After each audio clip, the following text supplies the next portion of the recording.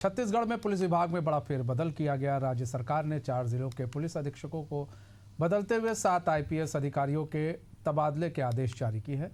शक्ति की एसपी अंकिता शर्मा को राजनांदगांव का नया एसपी बनाया गया है, जबकि मोहित गर्ग को राजनांदगांव से हटाकर रायपुर मुख्यालय भेजा गया है। रत्ना सिंह को पुलिस मुख्यालय से मनेन्द्रगढ़ चिरमिरी भरतपुर का एसपी बनाया गया। प्रफुल्ल ठाकुर को 4वीं बटालियन माना से शक्ति भेजा गया है और पंकज चंद्रा को 13वीं वाहिनी सशस्त्र बल से कोंडा गांव का एसपी नियुक्त किया गया है। गृह विभाग ने इस संबंध में आधिकारिक आदेश जारी कर दिए हैं।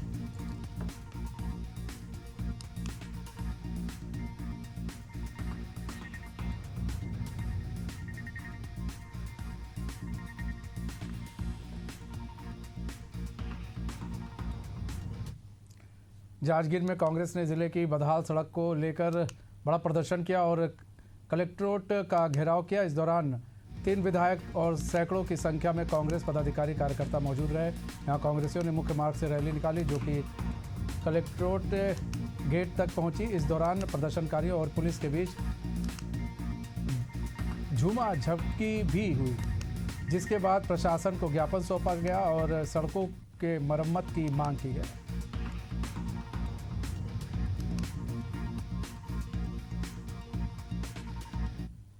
देखिए, निश्चित रूप से जिला कांग्रेस कमेटी एवं तीनों विधायक मिलकर इस कलेक्टर घेराव का आह्वान किए थे।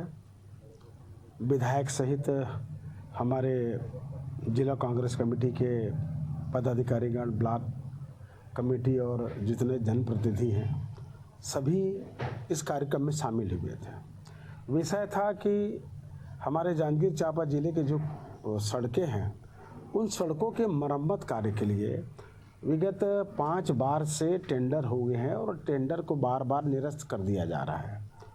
और ऐसा प्रतीत होता है कि भारतीय जनता पार्टी की सरकार, चूँकि इस जिले के 6 विधायक यानी कि 3 विधायक तो वर्तमान में ही हैं, अब शक्ति चले गया 3, पर सड़कों के मरम्मत के लिए भी ये भेदभाव कर रहे हैं, उचित बात नहीं है। मध्य प्रदेश में कांग्रेस ने जिला अध्यक्षों की नियुक्ति के बाद अब ब्लॉक अध्यक्षों की नियुक्ति को लेकर कवायद शुरू कर दी है। ब्लॉक अध्यक्षों की नियुक्ति को लेकर कांग्रेस के पूर्व विधायक शैलेंद्र पटेल ने कहा कि ब्लॉक अध्यक्षों को लेकर रायशुमारी शुरू हुई है। जिला अध्यक्ष प्रदेश संगठन को अपनी सूची देंगे, तो वहीं कांग्रेस में ब्लॉक अध्यक्ष की नियुक्ति पर बीजेपी ने चुटकी ली है।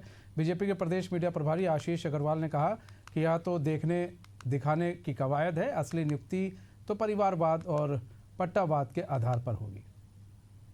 जिलों की आज हमारे जो संगठन प्रभारी सचिव हैं, वो आज उन लोगों के साथ बैठेंगे, माननीय अध्यक्ष जी बैठेंगे और जो अभी नीचे मंथन ब्लॉक स्तर पर हुआ उनके बारे में लगातार विचार विमर्श होगा। और इन 4 जिलों को आज उन्होंने भोपाल सहित 3 और जिलों को बुलाया है। उनके अध्यक्ष और अन्य नेता लोग बैठेंगे, चर्चा करेंगे और एक आपसी रायशुमारी के बाद आगे का जो ब्लॉक अध्यक्ष है, मंडलम है, सेक्टर है, फिर पंचायत कमेटी बनना है, तो लगातार ये कहावत चल रही है। संगठन सृजन वर्ष है, उसकी तैयारी चल रही है, उसके लिए आज बैठक बुलाई गई। देखिए, जो कांग्रेस का शिगुफा है, ये सिर्फ घोषणा तक ही सीमित होता है।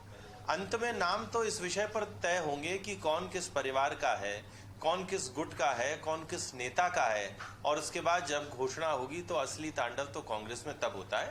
तो ये जो दिखाने की राजनीति है वो कांग्रेस में चलती रहती है, बाकी खाने वाली जो असली राजनीति है वो अंदर चलती ही रही। नेता प्रतिपक्ष शुभम सिंघार ने भावांतर योजना को लेकर सरकार को घेरा है। उन्होंने कहा कि किसान सोयाबीन बेचने के लिए मंडियों पर पहुंच रहे हैं, लेकिन जानकारी निकलकर सामने आ रही है कि पोर्टल काम नहीं कर रहा। इसके साथ ही मध्य प्रदेश सरकार के पास किसानों को भावांतर राशि देने के लिए पैसे भी नहीं है। सरकार ने कृषि विभाग और मंडी बोर्ड से पैसे भी मांगे थे, जो कि देने से मना कर दिया। ऐसे में अब केंद्र सरकार को इस मामले में राज्य सरकार की मदद करनी चाहिए, ताकि सरकार ने जो किसानों से वादा किया है वह पूरा हो सके। देखिए, दूसरे राज्यों के अंदर जब एमएसपी पे खरीदी हो रही है, तो क्या मध्य प्रदेश सरकार वहां पर कैसे खरीदी हो रही है और वहां कैसे पैसा मिल रहा है, क्या केंद्र सरकार दे रही है? वो केंद्र सरकार भी भारतीय जनता पार्टी की है। यहाँ की सरकार ने से मंडी बोर्ड ने पैसा मांगा 1500 करोड़ रुपए, लेकिन देने के लिए मना कर दिया भावांतर योजना में। किसान को मध्य प्रदेश में छला जा रहा है। मोहन सरकार अगर किसानों की बात करना चाहती है, आरएसएस के इनके किसान संघ बात करना चाहते, तो सरकार से तत्काल 1500 करोड़ रुपए दिलवाए किसानों के लिए भावांतर योजना के लिए। आज से खरीदी चालू होनी थी, 24 तारीख से जनवरी तक चलेगी, लेकिन आज मुझे जानकारी मिली कि पोर्टल पे ही बंद पड़ा है। तो ऐसी स्थिति में किसान कहां जाएगा? ये भावांतर योजना भारतीय जनता पार्टी का एक छलावा है किसानों के। ललितपुर में भीम आर्मी भारत एकता मिशन ने डॉक्टर भीमराव अंबेडकर पार्कों की आरक्षित भूमि को अवैध कब्जों से मुक्त कराने और दलितों पर बढ़ते अत्याचार पर रोक लगाने की मांग को लेकर जोरदार प्रदर्शन किया। जिला संयोजक रामदास गौतम के नेतृत्व में कार्यकर्ताओं ने डीएम को ज्ञापन सौंपा। प्रदर्शनकारियों ने कहा कि कई गांवों में अंबेडकर पार्क की भूमि पर दबंगों का कब्जा है, जिसे तत्काल हटाया जाए। इसके साथ ही किसानों की समस्याओं के समाधान और खाद की उपलब्धता सुनिश्चित करने की भी मांग उठाई गई।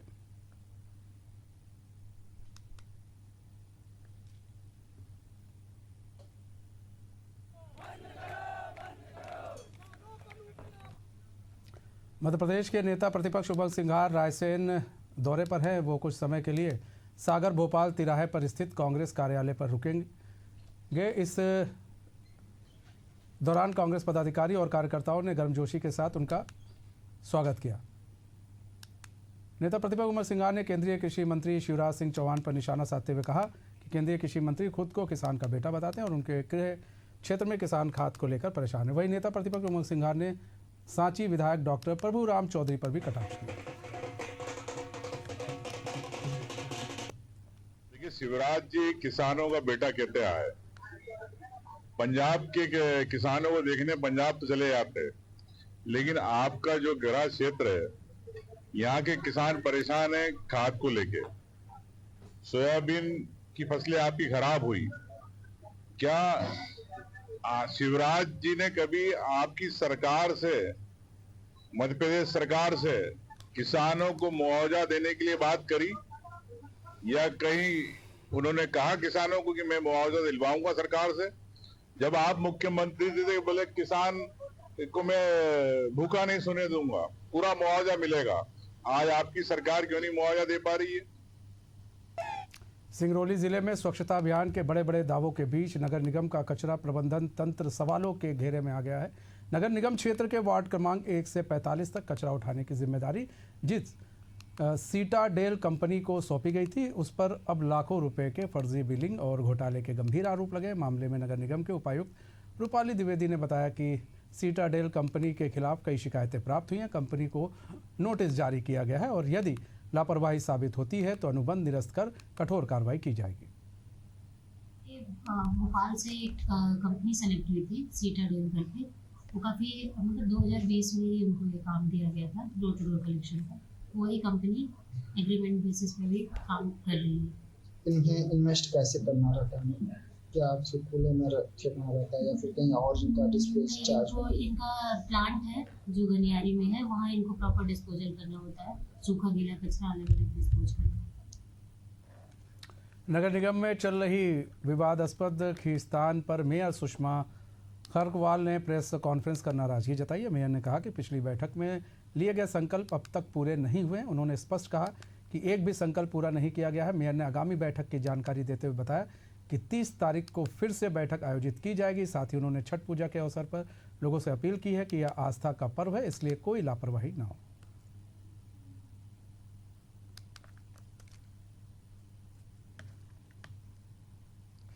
ललितपुर के विरधा से बड़ी खबर सामने आई है। यहाँ जिला पंचायत ने इस 124 साल पुरानी इमारत को बिना किसी तकनीकी कमेटी का गठन करते हुए ध्वस्त कर दिया।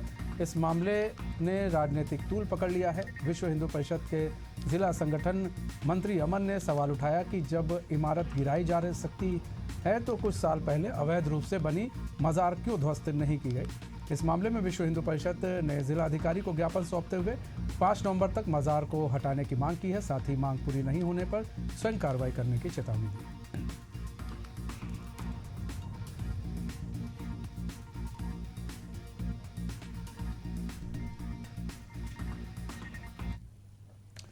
सीहोर जिले के श्यामपुर कृषि उपज मंडी में दोहरे उत्साह का माहौल रहा।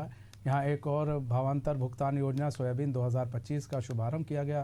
तो वहीं दूसरी ओर दीपावली के बाद शुभ मुहूर्त बोली की भी शुरुआत हुई। इस मुहूर्त बोली के पहले किसान बने पडलिया गांव के नंदकिशोर पाटीदार 3 दिन पूर्व ही अपनी उपज लेकर मंडी प्रांगण पहुंच गए थे। इस दौरान किसान पाटीदार का साफा पहनाकर सम्मान किया गया। मुहूर्त बोली में 38 क्विंटल सोयाबीन की पहली नीलामी 4,761 रुपये प्रति क्विंटल की दर पर संपन्न हुई।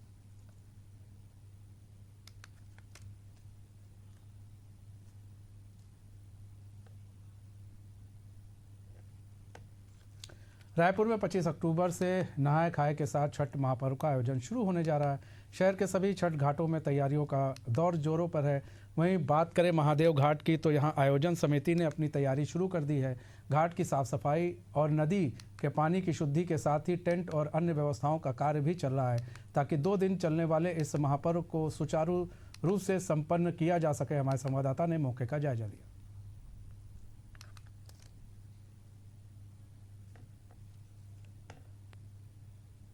25 अक्टूबर से नहाय खाए के साथ छठ महापर्व की शुरुआत होने वाली है, जो कि 4 दिनों तक चलेगा। आपको बता दें 25 से लेकर 28 अक्टूबर तक इस जो महापर्व का आयोजन है वो किया जाता है। और राजधानी रायपुर के महादेव घाट में इस वक्त मैं मौजूद हूं और आप मेरे पीछे देख सकते हैं कि किस तरीके से जोरों शोरों से जो है छठ घाट की तैयारियां चल रही हैं। यहाँ पर सफाई व्यवस्था पूरी तरीके से की जा रही है। काफ़ी ज़्यादा संख्या में जो लोग हैं वो यहाँ पर जुटते हैं। आपको बता दें कि पूरे राजधानी रायपुर की अगर बात की जाए तो छोटे मोटे तालाबों को मिलाकर 50 से ज़्यादा तालाब यहाँ हैं, लेकिन घाट पर विशेष तौर पर साफ सफाई की जाती है, क्योंकि जितनी भी छठी व्रतियां हैं वो यहाँ पर जो है पूजा करती है, पूजा अर्चना करती हैं।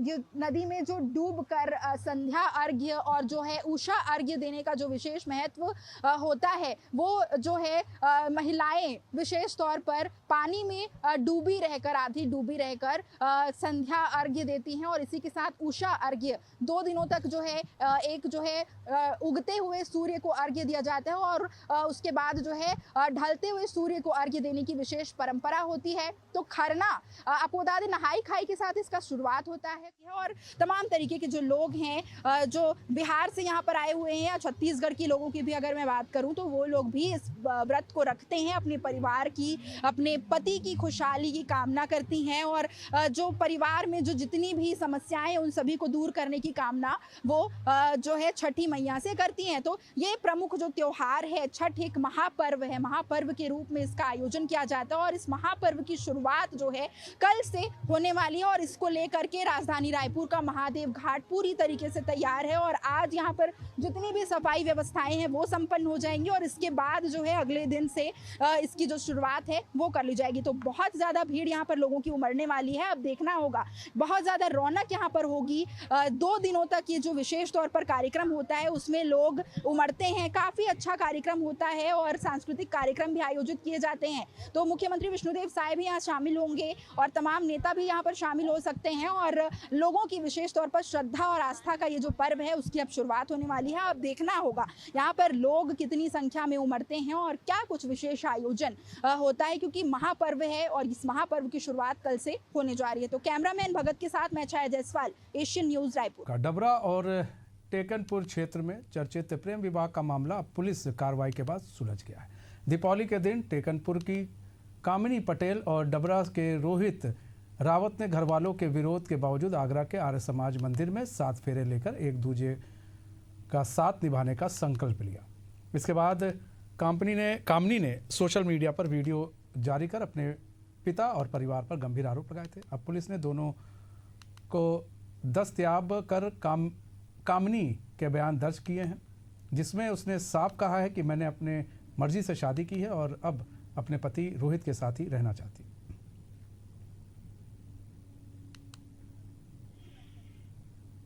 टेकनपुर क्षेत्र से एक नवयुवती गुम हुई थी। इस पर थाना डबरा में गुम इंसान कायम किया गया था। क्योंकि मामला बीएसएफ से जुड़ा हुआ था, उसकी लड़की ने बताया जो बीएसएफ में हेड कांस्टेबल है उसको और गंभीरता से लिया गया और तमाम जो टेक्निकल एविडेंस और सब चीज़ बताई गई। लड़की को दस्तयाब किया गया है आज, और लड़की के दस्तयाबी के बाद में उसके कथन लिए गए। माँ बाप से भी उसकी मुलाकात कराई गई। माँ बाप ने उससे अपनी जो भी समझाइश दे सकते थे वो सारी उन्होंने प्रयास किए। लड़की ने विवाह कर लिया है और वो उसके साथ रहना चाहती है, जिसके साथ उसने विवाह किया है। मध्य प्रदेश के अशोकनगर जिला के चंदेरी नगर पालिका से BSNL के जिम्मेदारों की लापरवाही सामने आई है। वार्ड क्रमांक 19 नई बस्ती चंदेरी के मुख्य मार्ग पर BSNL की केबल झूलती हुई नजर आ रही है, जिससे रात के समय वाहन चालकों को परेशानियों का सामना करना पड़ रहा है और ये कभी भी बड़ी दुर्घटना को अंजाम दे सकती है। वहीं सोशल मीडिया पर इसका वीडियो भी वायरल हो रहा है।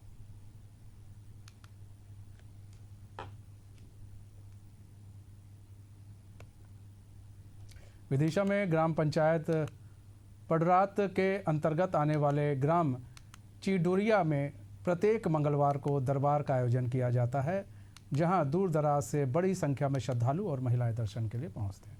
लेकिन यहां शौचालय की व्यवस्था नहीं होने और सड़क की खराब हालत के कारण लोगों को भारी असुविधा का सामना करना पड़ रहा है। इन समस्याओं को लेकर धाम के पीठाधीश्वर पंडित अंशुल शास्त्री ने कलेक्टर को ज्ञापन सौंपा और शीघ्र समाधान की मांग की।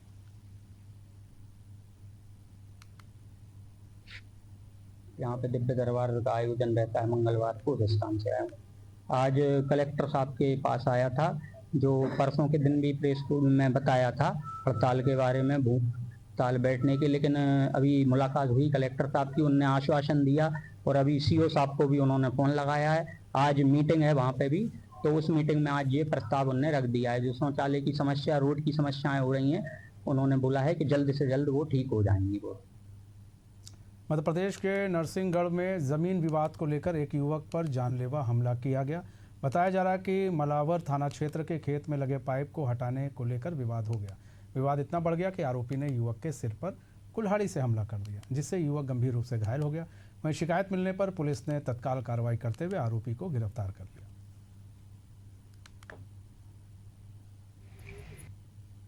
मलावर में रूपेश पिता शिव गिर 30 साल इनकी उम्र है। इनके सर में चोट आई थी। 9:15 बजे की घटना है। इनका ज़मीनी विवाद था, जिसमें इनके जो बगल के खेत वाले हैं, आरोपी का नाम है सुरेश पिता प्रभुलाल बिरजा। इन्होंने उनके सर में किसी हथियार से, कुल्हाड़ी से मारा, तो उनके दाहिने सर पे चोट आई है। तो वो भोपाल में भर्ती हैं अभी। भोपाल में चौकी प्रभारी युधिष्ठिर शर्मा गए भोपाल, और वहाँ पर अस्पताल में जाकर उसकी देहाती नाल सी लीक थी। फिर यहाँ पर उसकी असल कायमी हुई। थाना प्रभारी अभय सिंह ने 24 घंटे के अंदर आरोपी की गिरफ्तारी की है। अभी आरोपी को पेश किया जाएगा। बरेली में देवरनिया थाना क्षेत्र के गांव पीपरा नानकार निवासी मुन्नी देवी और बहेड़ी थाना क्षेत्र के गांव डंडिया निवासी शिवम की सड़क दुर्घटना में मौत हो गई। पुलिस ने दोनों के शव को पोस्टमार्टम के लिए भेज दिया। घटना की जानकारी मिलते ही परिवार में कोहराम मच गया। परिजन बेसुध होकर रोने लगे। हादसे के बाद ट्रक चालक वाहन समेत फरार हो गया। पुलिस ने मामला दर्ज कर फरार ट्रक की तलाश शुरू कर दी।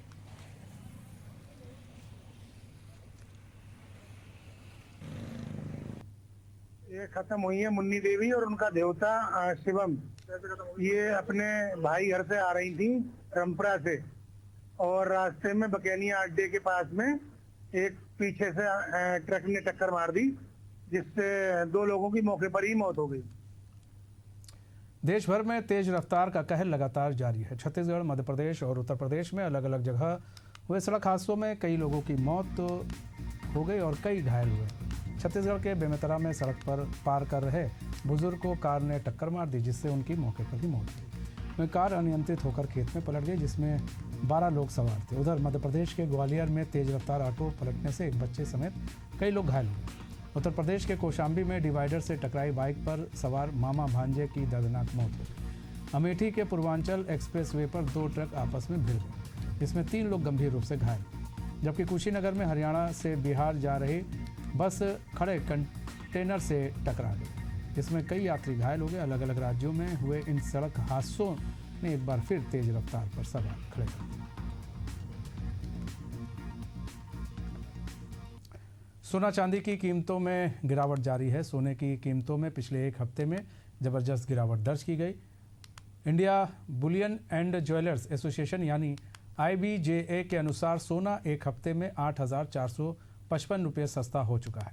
17 अक्टूबर को सोना 1,29,584 रुपये प्रति 10 ग्राम के साथ अपने अब तक के सबसे ऊंचे स्तर पर पहुंच गया था, लेकिन अब 24 अक्टूबर को इसकी कीमत घटकर 1,22,419 रुपये प्रति 10 ग्राम पर आ गई है। 24 अक्टूबर को सोना 935 रुपये टूटा है।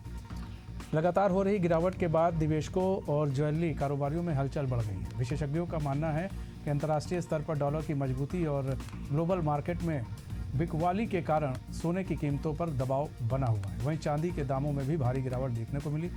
एक ही दिन में चांदी 3,700 रुपये सस्ती हुई। 23 अक्टूबर को चांदी 1,51,450 रुपये प्रति किलोग्राम थी।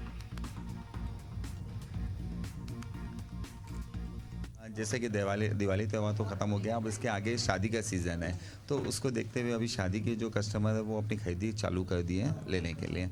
हाँ, बात रही रेट की, जो दिवाली में जो जैसे आपका 1,35,000 1,36,000 उस हिसाब से रेट अभी काफ़ी नीचे आया है, 7 से 8,000 रुपये अभी नीचे आया है। तो हम लोगों को लगता है कि रेट ये काफ़ी सही है और जिनको अभी शादी की आगे भी खरीदी करना है वो इस रेट में खरीदी कर सकते हैं।